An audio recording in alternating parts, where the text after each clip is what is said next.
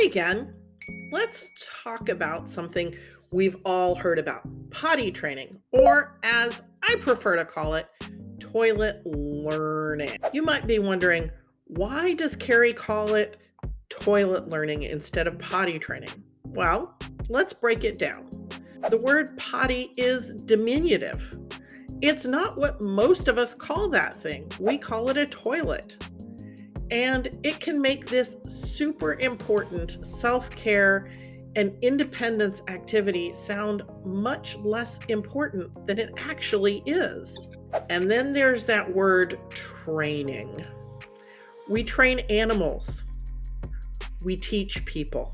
Toilet learning is about helping children develop a life skill, not about conditioning behavior. It's a process where children learn at their own pace with the right support and encouragement from caring adults. But here's the key difference.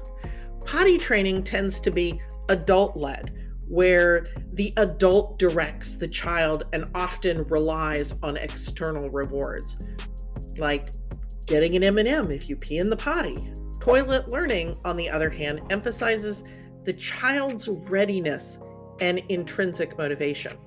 It's less about control and more about empowerment. Now that we understand the philosophy behind toilet learning, how do we know when a child is ready? Readiness is key to success, and there are some signs that can tell us that this child is ready to start.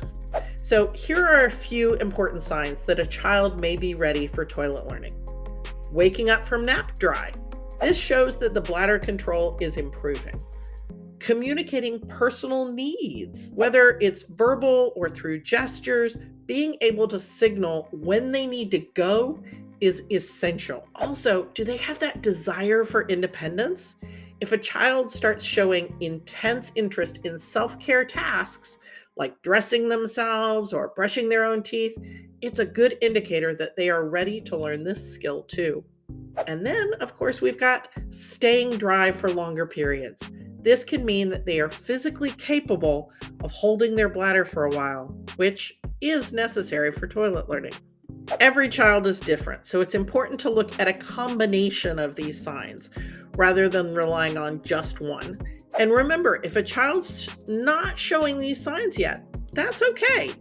Toilet learning works best when the child is ready. Once a child is ready, our job is to create an environment that fosters intrinsic motivation. In other words, helping the child to learn for themselves, not just because someone else is telling them to. And this may start as early as 15 months old. Take your cue from the children as often as possible. So, how do we do that? Okay, there's a few ways. One is to offer choices. When children feel like they have a say, they are more willing to engage. You can say things like, do you want to use the toilet before or after snack time? Use positive reinforcement. Don't pressure them. Praise their efforts, like sitting on the toilet or trying, even if they don't succeed right away. This builds their confidence without creating anxiety. Model the behaviors. Children learn by observing. Let them see trusted adults or peers using the toilet. You can even role play with dolls and toys to make it fun.